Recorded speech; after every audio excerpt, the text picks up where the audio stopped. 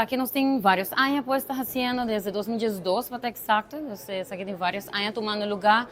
Todo ano nós está dando oportunidade a outro artista local para poder exponer sua arte. Hoje em dia está sendo popular, que nós temos já na mesa contactando para aqui.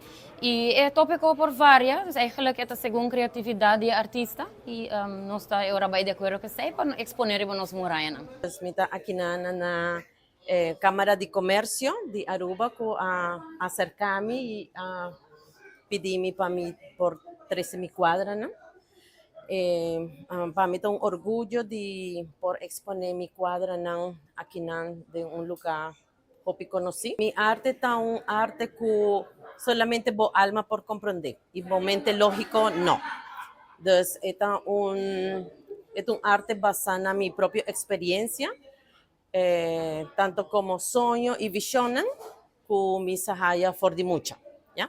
Pero na 2011 me haya una experiencia con una galaxia, entonces nanan turcos a comenzar mi vida a cambiar completamente, tocante de ya comenzar a más del mundo espiritual y materialicé del mundo aquí.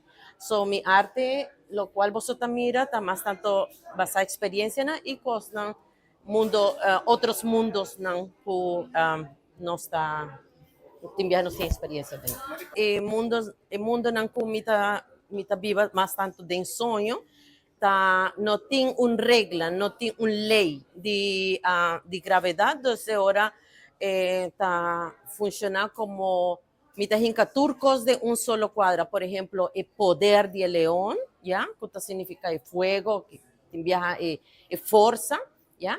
E a la vez el cielo significa el velo que bota pasa dor de je. Entonces, es cortina, ¿no? De vaina en otro dimension. Entonces, en nubia nan que bota mira, o el cielo, galaxia, que bota vai drenta de outro mundo. Tem agora, não tenho ideia precisa total, portanto, 25, 30, esta queda ano, riba morar na café cá.